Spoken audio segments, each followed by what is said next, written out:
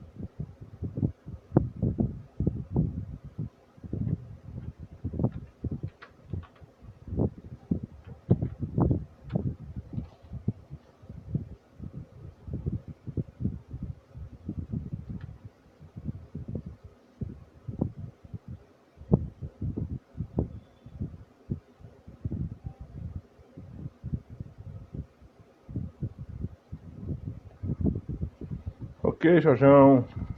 Vamos nessa agora. Acho que agora vai dar certo. Toda vez eu me enrolo aqui para fazer esse vídeo.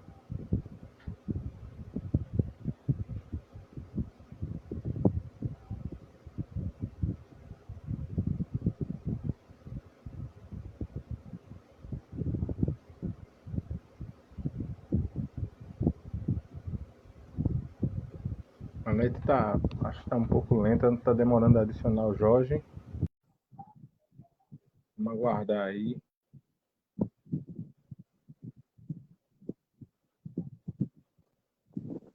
Agora sim, meu E amigo. aí, É que enfim, né? né? Um problema, toda vez eu me enrolo aqui. Tranquilo. Jorjão, boa noite em primeiro lugar. Mais uma vez é uma satisfação, uma alegria muito grande para mim falar de cinema com você. Você é um cara que gosta, você é um cara que entende de cinema, que é apaixonado por cinema, que faz cinema, né? Faz cinema, participa da mecânica do cinema em si. E eu tenho uma admiração muito grande por essa sua empreitada, essa vibe sua cinematográfica. E, assim, hoje a gente marcou para falar de Al Pacino, né? E de imediato eu gostaria de saber quais são as suas impressões desse mito. Esse é um mito. Ele é um ícone, eu tenho que dizer, né? Assim, eu acho que ele é. Eu acho, não, eu acredito, né? Ele é visceral. Ele é bastante visceral em tudo que ele faz, até quando não é para ser, eu acho que ele transmite uma imponência como ator, talvez porque a vivência dele, a vida dele, antes de ser famoso, trouxe para ele umas percepções das quais hoje ele usa muito, né? Já usou e usa, continua usando, e faz com que ele fique dessa maneira. Que eu tenho muito apreço pela carreira dele, né? Acho que ele é uma das pessoas, assim, dos atores, com certeza, se houvesse uma escolha a ser feita como ator, ele estaria entre top 5 do mundo, porque ele tem essa, como eu disse, ele é visceral, ele tem essa força, né? A presença dele é grande. E eu acredito que o cinema que ele faz como ator é um cinema que na época foi à frente do tempo e ainda hoje ele impressiona, mesmo estando na idade que está. Ele faz um apanhado muito bem redondo, muito bem conceituado de vivências que até a gente pode até colocar no sentido de coisas do nosso dia a dia, só que transmitidas por ele, né? Ele é um ator, eu acho que ele é um ator muito uniforme. A idade não deixou ele ruim, só fez melhorar ele. É um vinho. É um vinho. É o que seria de vinho. O tempo só Sim, sim, melhora, né? sim. Exato. Eu tava dando uma olhada, porque a gente vai fazer uma live para falar sobre qualquer assunto, a gente tem que dar uma olhada e rever, porque a gente tem que sair desse lado de fã, né? Que eu tenho, que você tem, e levar a questão da informação, né? E eu estava dando uma olhada que Patino ele tá com 80 anos. Esse ano ele faz 81 anos. E o que acontece é que houve um declínio físico de Al Pacino nos Sim. últimos 2 anos. Ele tem sofrido muito fisicamente, separou-se recentemente, a esposa disse que não tinha condições mais de viver com ele porque ele era não é porque ele era Al Pacino, porque ele era um homem difícil ou porque ela não o amava, mas é porque era muito complicado para ela, que ela tem 40 e poucos anos, viver com um idoso. Ela colocou as coisas nessa condição, né? Mas cada um com seu cada um, né? Cada um sabe das suas dores de cabeça, das suas vidas, né? Enfim, Exato. ele disse que quer morrer trabalhando, né? E o último grande papel dele foi o Irlandês, né? Que teve Sim. todo um processo de maquiagem e efeitos especiais, etc e tal. E ele está numa série The Hunters, né? Em algum lugar aí, acho que deve estar passando na Netflix dessa, em algum lugar desse da vida. E Eu eu, não me lembro a plataforma. e eu queria falar de Al Pacino, da história dele, né? E que ele, se a gente não cuidar na vida, em 25 de abril ele faz 81 anos, né? E ele, assim, a referência que as pessoas têm de Al Pacino, que as pessoas que não curtem muito o cinema, as referências que as pessoas têm dele são nos papéis do papel do Poderoso Chefão, né? Que é o Sim. Michael Corleone. Mas assim, nesse meio tempo, nesse meio termo entre Scarface, além disso, né?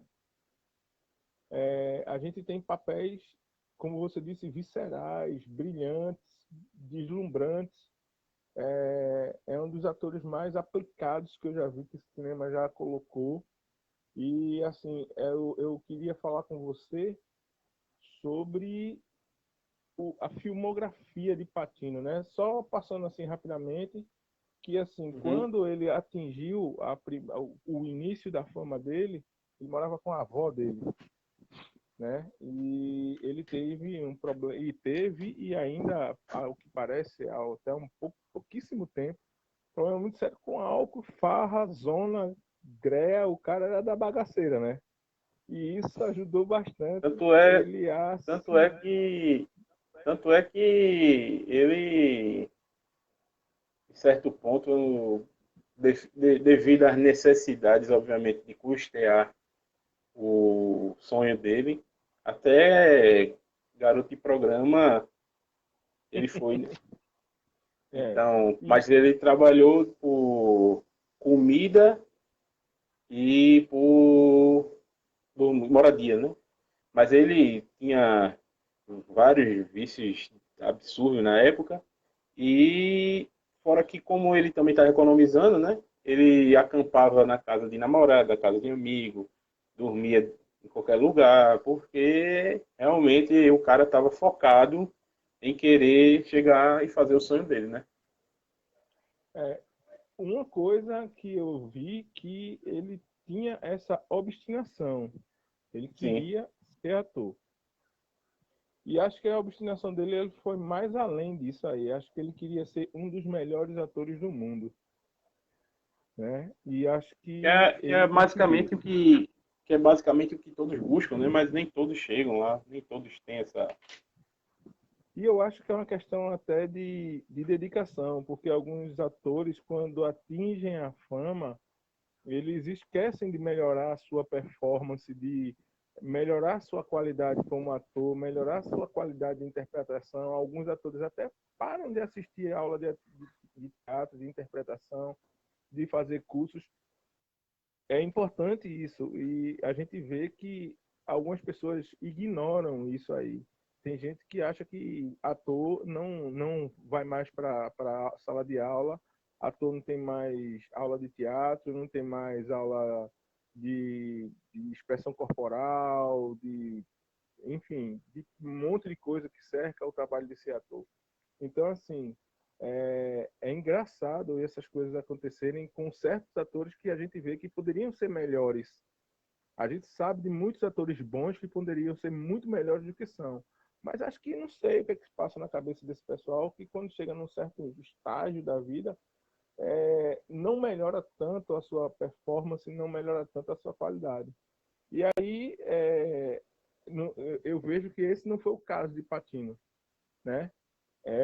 Ele é um cara que é descendente de família italiana, né? E eu tô vendo aqui que Uhum. ele começou a fumar e beber com 9 anos de idade. É verdade. E Eu tornou-se vi. usuário ocasional de maconha aos 13 anos.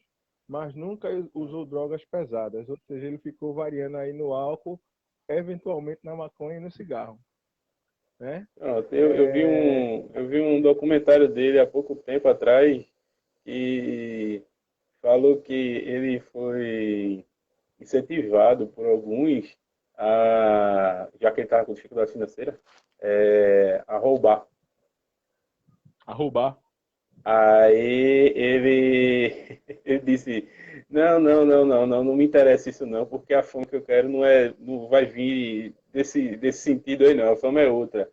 Não quero E isso pulou não. E eu fora já fiz dessa. já e eu já tenho uma certa fama já de ser promíscuo e ser, como é?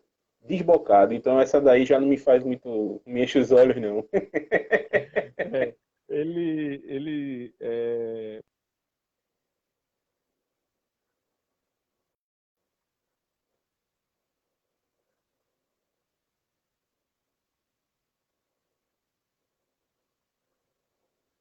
e foi considerado como um causador de problemas na escola. E ele chegou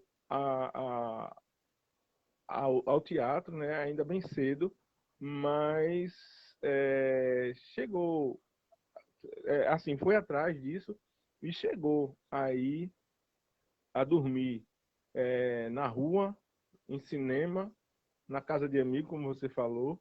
Em 62, a mãe dele morreu aos 43 anos de idade. Ele basicamente não conheceu o pai e o avô dele morreu no ano seguinte da mãe e era uma das referências que ele tinha, né? Então, assim, vamos falar de Al Pacino ator. Vamos falar de Al Pacino em grandes filmes, em, em grandes papéis. Acho que você tem. Eu não assisti todos os filmes de Pacino. Se eu disser isso, eu sou um mentiroso de marca maior. Também não, mas É, assisti alguns eu bastante. assisti uma boa quantidade de filme dele e eu vou começar falando pelo filme que impulsionou a vida dele, O Poderoso Chefão. Sim. Então, como você é meu convidado de honra e queridíssimo, me fala de Michael Corleone. Michael Corleone, e o que falar? Assim, como eu tô pegando sempre nesse ponto, eu vou reforçá-lo. É o personagem tão, como é que eu posso dizer? Um personagem tão robusto. Complexo. É Complexo. robusto, complexo. Pronto, você fez Definição.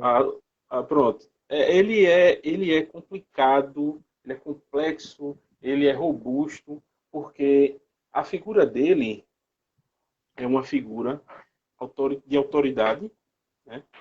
É uma, ele, a presença dele, no caso eu falo de Al Pacino porque acaba que ele absorve o personagem e você olha, meu irmão, como ele está agora. Porque Uhum. é uma transfiguração. Um personagem de Michael Corleone, eu não vejo ele em outra pessoa.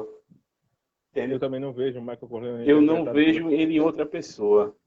Do mesmo E jeito que eu é, não vejo e, Scarface, já que foi um remake, mas eu não vejo Scarface se não for com ele. Eu não sei por não, que tem eu tenho personagens essa. que é impossível serem feitos, assim, no meu ponto Pois de é, vista, como cinéfilo, como pessoa que gosta muito de cinema, no meu ponto de vista, eu não consigo ver determinados personagens que foram feitos por Al Pacino interpretados por outra pessoa. Mas, exato. assim, o que eu queria falar sobre Michael Corleone é uma ascendência de interpretação.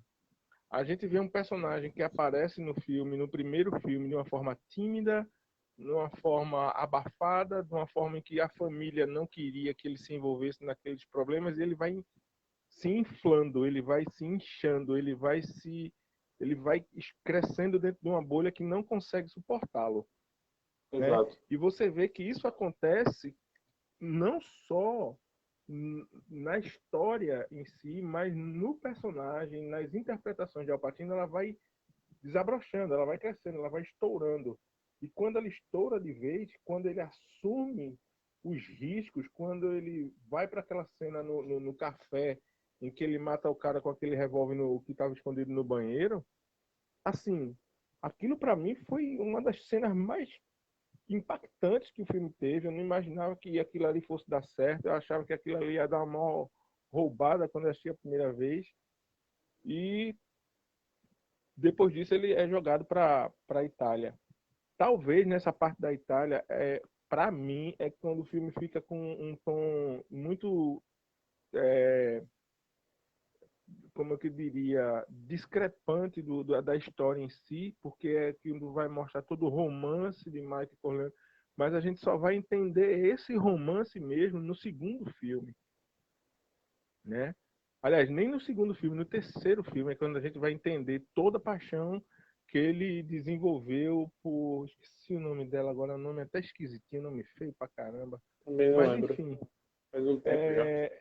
é, enfim, ele desenvolve essa paixão e essa parte do filme se torna lenta, se torna amorosa, mas quando ele volta para Nova York, quando ele assume definitivamente a família, é um outro personagem. É Sim. basicamente um outro ator, é basicamente um outro Al Pacino, é basicamente um outro filme que você está assistindo. Não é nem a primeira parte do filme, não é nem a segunda parte do filme, é uma parte do filme em que ele diz assim: eu sou o chefão, sou eu que mando nessa família. Então, assim, são decisões tomadas bruscamente, são cenas de tirar o fôlego, assim, num filme que tem basicamente 3 horas de filme, né? E aí a gente vê que há uma mudança de interpretação, um crescimento no personagem que entra para a história do cinema. E aí a gente tem o Poderoso Chefão Parte 2, que aí é um cara cheio de trauma, cheio de remorso. E aí esse E Michael você vê, Corleone, como é que é a tua visão? e vo- e você vê também que ele é um cara que ele não tenta se espelhar na, no antigo, como é o nome? Ele não tenta se espelhar no que nos quem precedeu Nos ele, mafiosos, né? Nos no mafiosos. pai, Ele tem uma pegada só dele. Ele, ele tem uma ele postura é própria. daquela uma postura própria. Ele é um cara que não se deixa levar pelo que foi feito, porém ele tem tanto, como é que chama? Tanta, não digo truculência, mas digo, ele é tão incisivo quanto, né? Ele é um cara que ele busca fazer as coisas acontecerem, talvez sem se espelhar, mas acaba tomando uma linha de mafioso clássico. Porém, ele, na minha visão, ele acaba fazendo certas escolhas, talvez que eu mafioso não faria, mas enfim, é a percepção, mas ainda assim com uma percepção muito clara do que a rigidez de A liderar família. uma família de A mafiosos. família. Então, E o é a família interessante de mafiosos. uma coisa que eu acho interessante é que muita gente acha. Eu tenho uma visão completamente diferente do Poderoso Chefão. Eu não vejo o Poderoso Chefão como um filme de máfia. Eu vejo o Poderoso Chefão como um filme sobre uma família. Sobre a Sim. família Corleone. Tá entendendo? A máfia em si, a A máfia em si capacidade. é o que permeia, Ela, é o que permeia a ela família. transita em torno. Ela Transita oscila, ela transita exatamente. ao redor da família Corleone.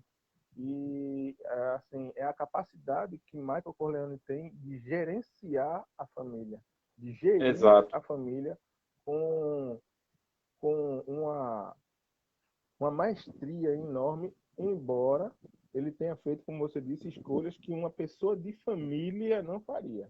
Não faria. Porém, Né? Aquele, ele as fez, mas essa visão dele, devido à situação também, que são demasiadas coisas que acabam fazendo com que as escolhas não sejam muito corretas, né? Mas assim, é, ele como para a gente que gestor de tem uma visão família, diferente, é, ele ele como como gestor de gestor de família, ele família, vamos dizer foi assim, ele foi um cara muito, sublime. muito ali, ó, na preto no branco, não tem mais ou menos. Entre meio termo, ou Então, você está comigo ou você não está comigo. Era bem isso. exatamente. Se E aí, você vem e, na minha linha ou você sai. e aí a gente tem um terceiro filme, que ele é completamente destoante do livro. Não sei se você chegou a ler o livro, O Poderoso O Chefão, se livro você não. teve essa O livro ainda não. oportunidade. É um livro e meio, e que a gente só...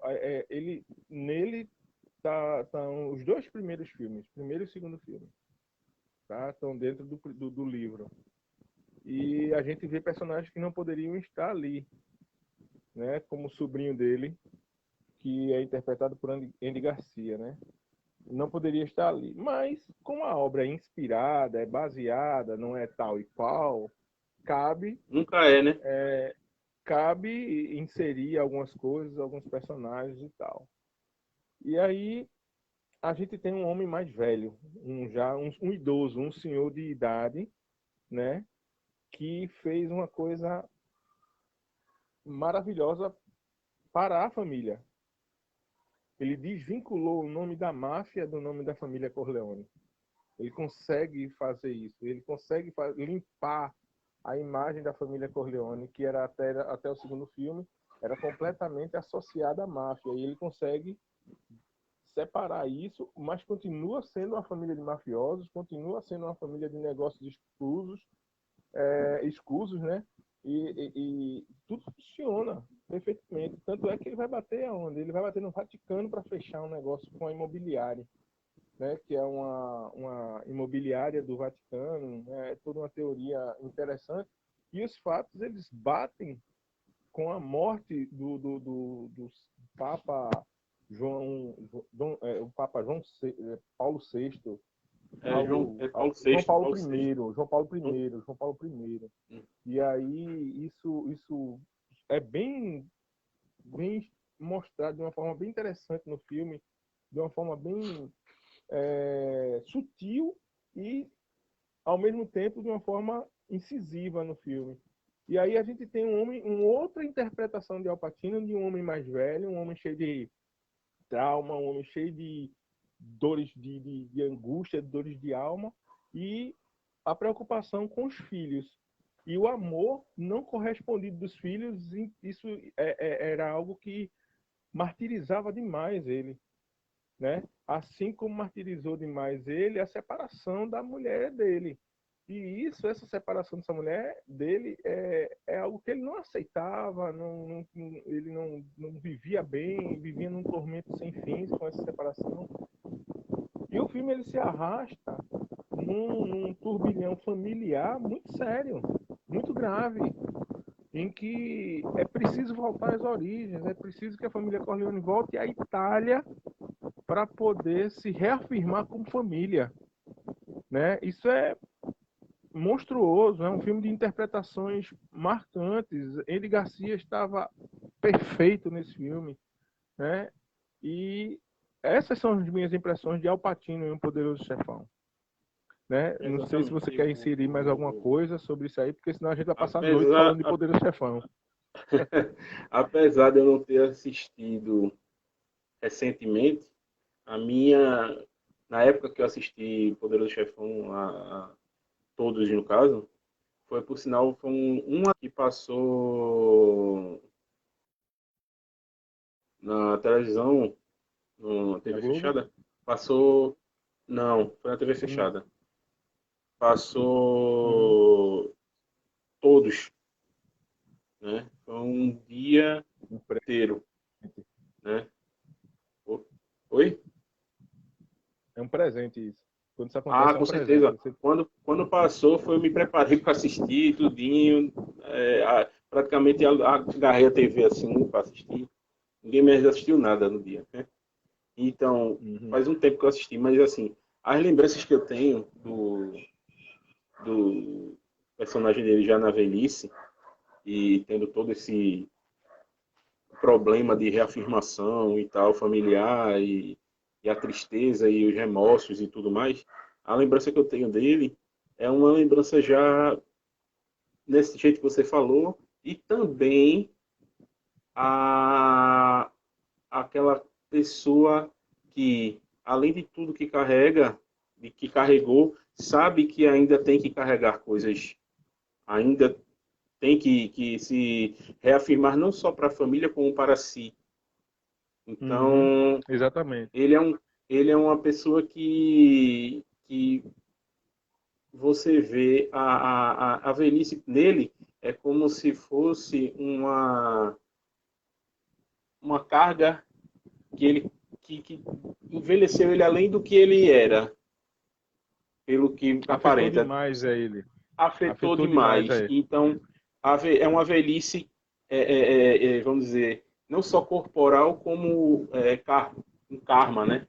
Nele ali. Então, você vê que ele é um cara Uhum. cansado, que tenta fazer o melhor possível no momento para a família, não só para a família, mas para resolver os problemas que estão ali rodeando, mas ainda assim tendo que suportar a carga de ser um chefe de família mafiosa, porém não mais na imagem, mas ainda assim chefe de família mafiosa. Então, ele realmente, como você disse, Andy Garcia, eu lembro também da interpretação dele e achei muito fidedigna a uma família porque De eu já mafioso. tinha visto vários filmes de máfia e realmente ele toma uma postura bastante uma postura bastante, como eu disse, fidedigna à pessoa, à estrutura familiar que tem que ser passada. E realmente um filme muito, para mim, é um filme redondo, muito redondo, não tem necessidade daquele Retoque. filme, é, é muito bom. Então, Um Dia de Cão.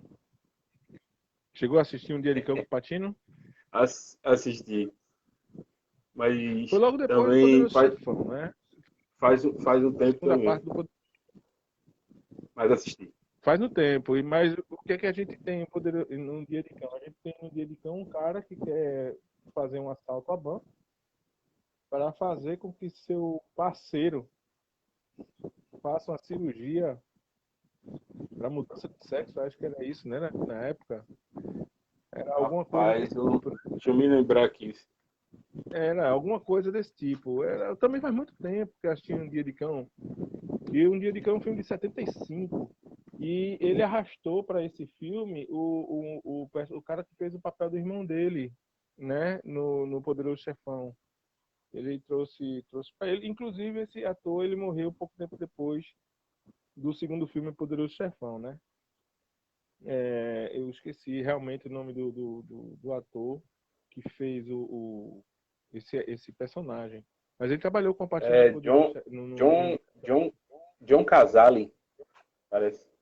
Isso, John Casale. Ele morreu pouco tempo depois. Parece que morreu pouco tempo depois, John Casale. Mas enfim, Um Dia de Cão é um filme bem interessante que ele consegue fazer com que a população ele não tem a população não tem a raiva do bandido que vai assaltar o banco. Tem uma causa que ele diz que é justa e a população abraça essa causa.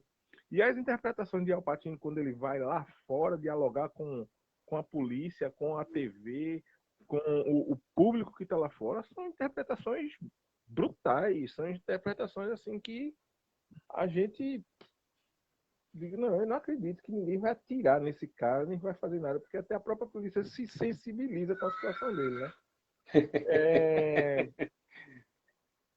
É interessante isso, ele leva você a virar a cabeça em relação a essas coisas. Mas tem um filme de 1980 que gerou grandes polêmicas na carreira de Al Pacino, na cabeça de muita gente. Parceiros da Noite. Parceiros da Noite é um filme interessante. Parceiros da Noite é a história de um cara que vai investigar um assassinato de um gay numa boate, enfim, coisa e tal. E ele termina se envolvendo com aquele ambiente, com aquele clima. E isso tem muita coisa da vida de Al Pacino aí nessa história que você determinou falando para mim, ele até garoto de programa foi. Então sabe-se lá como é que foram essas histórias por aí, né?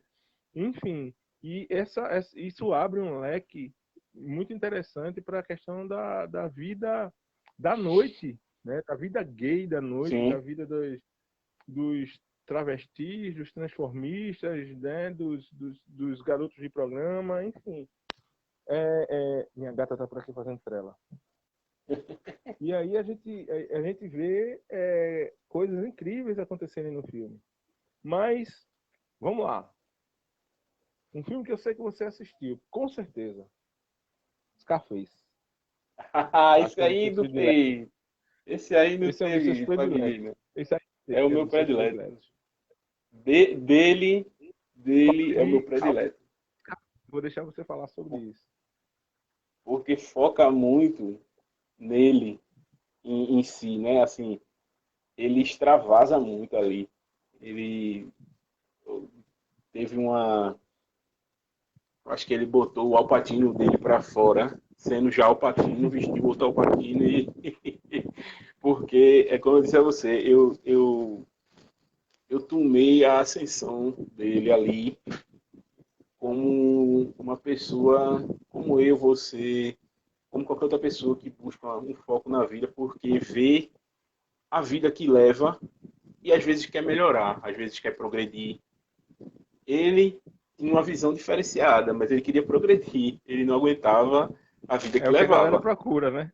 É o que a galera Exatamente. procura. A maioria das pessoas que eu conheço tem talvez essa vontade de crescer, mas crescer da maneira correta. Ele já não tinha essa visão porque ele sentia que, na minha visão, isso é uma particularidade minha que eu vi nele. Ele via que o sistema era para justamente ser driblado. É um sistema para ser quebrado, porque tu vai viver, porque uma pessoa que vive exatamente. Então, para ser quebrado, para ser derrubado, ou, enfim, driblar ele de alguma maneira e fritar dentro de uma lanchonete na chapa, não é demérito nenhum, você está trabalhando. Mas tem gente que não quer só aquilo, tem gente que quer buscar mais e mais, e ele viu uma facilidade, vamos dizer assim, e ele tinha essa presença para buscar. Ele estava no lugar certo, na hora certa. Exatamente. O cara certo na hora certa, pronto. E tudo foi. Porque, como ele mesmo diz no filme, ele diz: precisamos, primeiramente, do dinheiro. Com dinheiro, nós temos poder. E depois, nós temos as mulheres. Tudo intercalado. Ou seja, ele só queria. E o amor tudo dele. Sacrificiado. Exatamente. E o amor dele tão maluco. Né? Pela irmã, não tem, assim, é uma coisa, não tem definição, é uma coisa muito... Não tem como você explicar, não tem como você dizer assim, isso é errado. Não, eu entendo que isso é errado, moralmente isso é errado, Sim, né? No ponto de vista ético, moral da sociedade, isso é anormal, isso não é correto. exatamente. Mas existe algo que transcendia isso aí. Ele tinha uma paixão pela irmã que era absurda. Ele não admitia que ninguém tocasse naquela irmã, que ninguém Pois é. falasse mal dela, que ninguém namorasse com ela, que ninguém noivasse com ela. E olha que ela foi bastante corajosa, viu? Que ela levou o namorado para dentro de casa, mas não deu certo, não. Deu muito, Deu não. certo, não. Deu Aí, certo, não. enfim, Deu certo, não. no fim das contas, a imagem de um cara que conseguiu as coisas que ele conseguiu, sentado na poltrona e vendo as pessoas, outros inimigos invadindo a casa, e ele como um rei, tendo que defender o seu reino, seu reinado Tendo que ali, sair do seu trono para poder combater seu os trono inimigos. para combater. Então, quando ele sai, que começa aquele tiroteio, que é ele vai para lá com toda aquela marra dele, ele chega na beirada, na sacada assim, e levando tiro e atira aí, atira, meu irmão, é muito massa, pô, É é muito muito massa. Alpatino. É muito É muito Alpatino, né? Albatino, pô, muito, muito. Eu não tenho o que falar de Scarface. Tony Montana é um. Assim, eu tenho até uma camisa dele, mas, tipo, é um filme emblemático pra mim, sem palavras, velho. E eu tenho, Certo. eu ainda vi um vídeo dele que tem falando que é um dos filmes que eu até falei pra você da outra vez, que ele é um dos filmes que mais se fala fuck you. É, Como é que chama a palavra do é cinema muito brasileiro? palavrão, pô. É muito palavrão, não tem jeito. Ainda bem que é assim, para a família, moralmente falando, é dublado, né? Então a turma ameniza, né? É, é. Mas, mas em 93 eu assisti um filme com Patino. 93 não, acho que foi 94 que eu assisti, porque aqui nunca chega no mesmo ano. Mas assisti um filme que me deixou impressionado, que foi o Pagamento Final. Não sei se você se lembra do Pagamento Final com Deixa a eu. Patino, em que é Eu acho. um filme muito parecido com o Scarface. História de um cara que sai da cadeia e que quando ele sai da cadeia tinha tudo para funcionar certo, para ele parar de ser bandido, mas ser bandido estava no sangue dele, sabe? Não tinha como, não, era inevitável. E o sonho dele era ir com a mulher da Eu vida dele acredito. para o Caribe. Eu acredito que eu tenha assistido esse filme, sim. Cara, o filme ele Eu é acredito que eu tenha de assistido uma esse filme. de uma narrativa muito boa e de um final assim que você fica em êxtase com o final do filme, com a forma como o filme termina e como o filme termina bonito, mesmo com tanta coisa ruim acontecendo.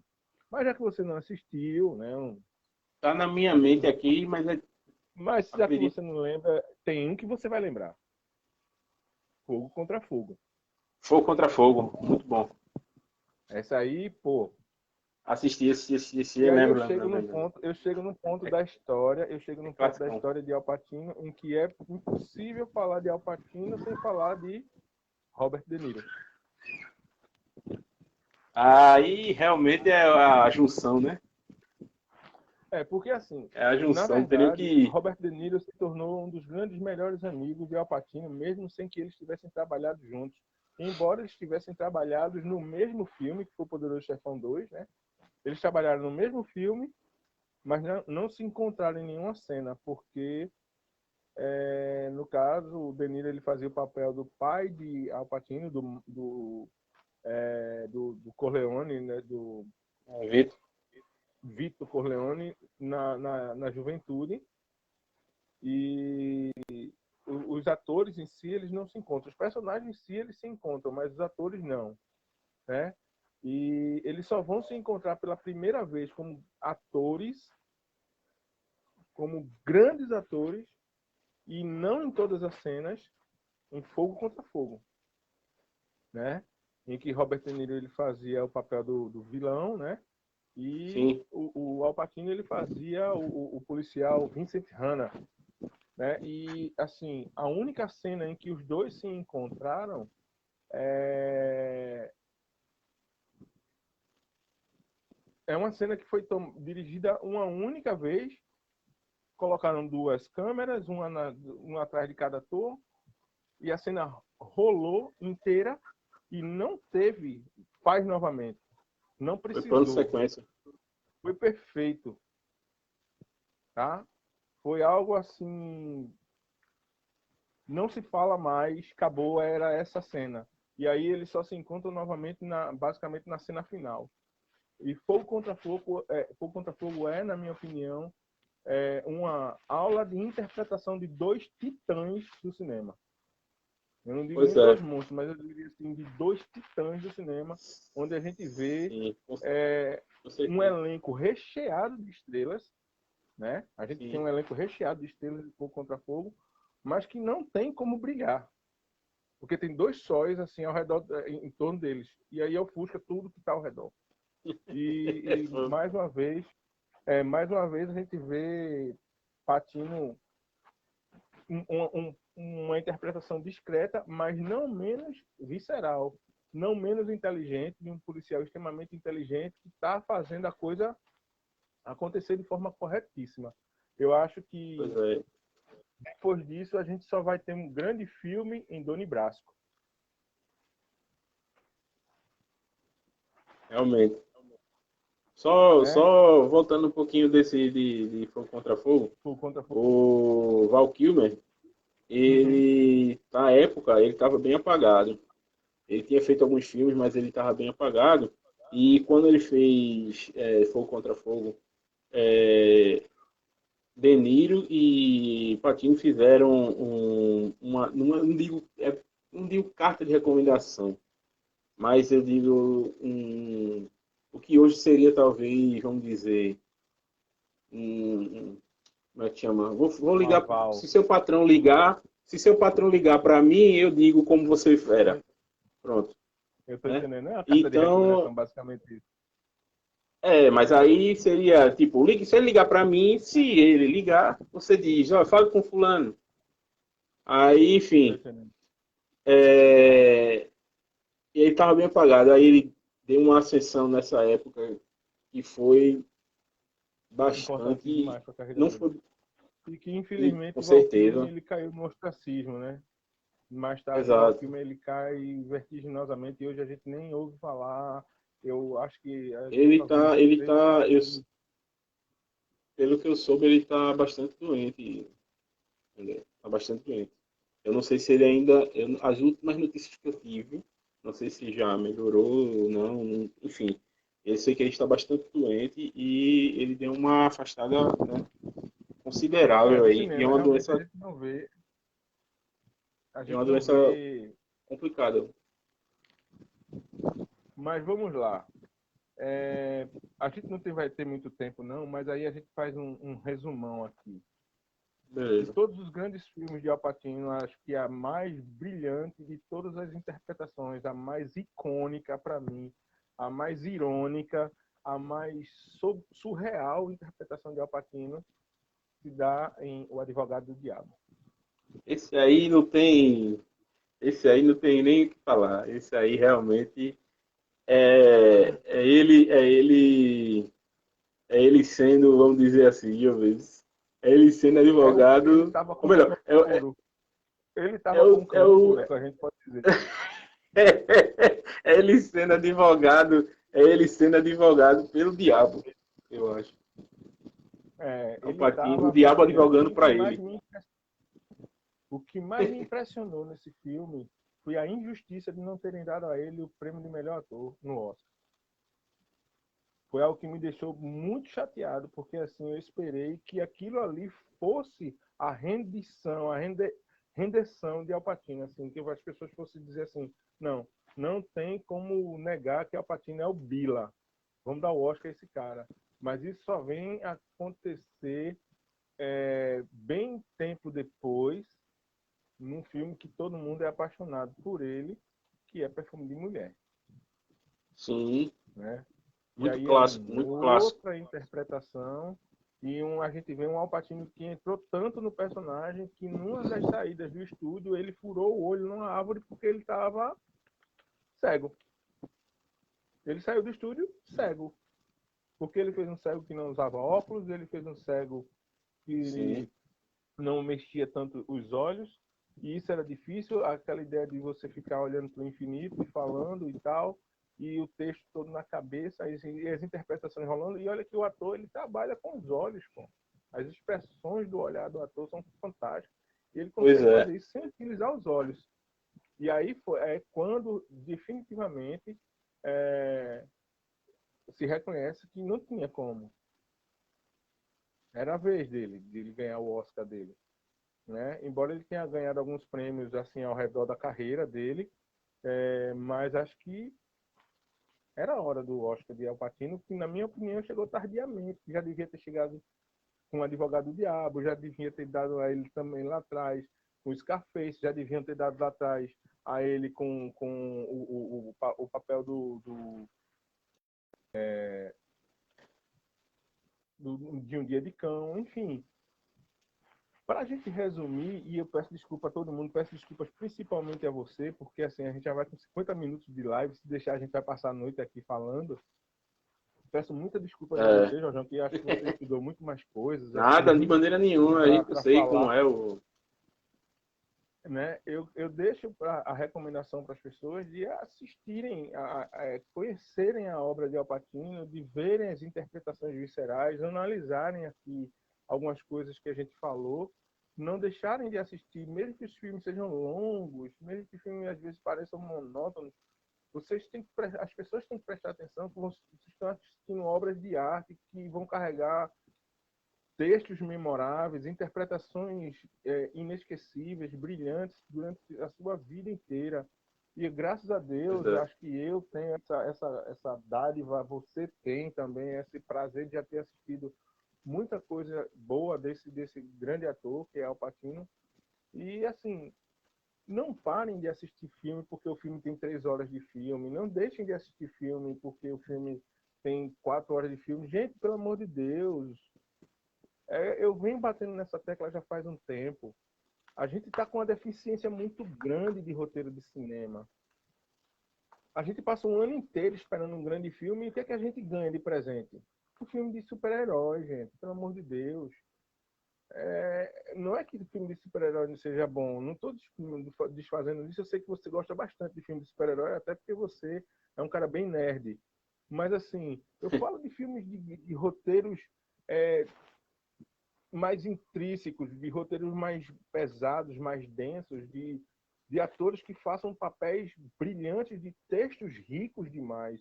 E não coisas retiradas de história em quadrinho, que não deixa de ser massa. Eu já li muita história em quadrinho durante a minha vida toda, esperei muitos anos da minha vida para assistir X-Men. Enfim, mas eu acho que cinema é mais que isso. A gente, como telespectador, a gente merece mais do que um fundo verde e as atuações de gente se esbofeteando jogando raio. Ainda não desmereço o seu trabalho, viu, Jordão? Eu Eu sei que entendo, o eu trabalho vai entendo, eu nessa linha entendo. aí. Mas você entende exatamente o que é que eu Eu estou falando. entendo. Não, mas eu sei, Hoje entendo. em dia, O que você está pesquisa. dizendo não é uma. O que você está dizendo não é uma mentira. Falta muito hoje em dia na parte cinematográfica, falta muita história, muito enredo e talvez como o cinema ele surfa também no que o público está pegando, então o momento agora são os heróis e vai ser por muito tempo. Vai ser por muito, e eu digo Infelizmente. para vocês, vai ser por muito tempo mesmo. Mas, paralelo a isso, as pessoas deveriam, né, no caso, os grandes diretores, roteiristas e tal, deveriam trabalhar em outros nichos, em interpretações mais fortes, mais focadas, coisas que levam ao pensar. Você assiste, como eu assisti, Efeito Borboleta, que é um filme bem simples. Para a época, ele foi um filme simplíssimo. Mas aí eu assisti o filme pela segunda vez e eu fui entender a parte da psicologia do filme. Então, são filmes que você tem que se deixar assistir. São filmes que É, você precisa observar, porque às vezes uma vez só que você analisar, assistiu o filme, entender. Exatamente. Uma vez só que Às você vezes assistiu o você não filme, capta a ideia. ele necessita, às vezes, de uma nova visão, então você tem que rever o filme buscando o Uma... entendimento por trás das entrelinhas. Né? Exatamente. Jorgeão, muito obrigado a você, o Tranquilo, seu meu filho. esforço. Estamos aí sempre. Muito obrigado. A gente se encontra em breve. A gente está marcado para falar sobre cinema pernambucano, né? Sobre sua questão Sim, do temos que cinema falar, viu? nacional, né? Temos que E sobre a falar e eu pesquisa tenho sua. uma para falar também. Eu tenho uma turma aí Pronto. para falar Vamos que entrar nessa está roda. produzindo aqui em Recife. E a gente, Massa. Vamos quando colocar você esse tiver povo nessa roda aí tempo para a gente bater um papo. para falar, a gente vai jogar isso para frente. Ok, meu querido. Muito obrigado mais uma vez. Grande Mito Jorge.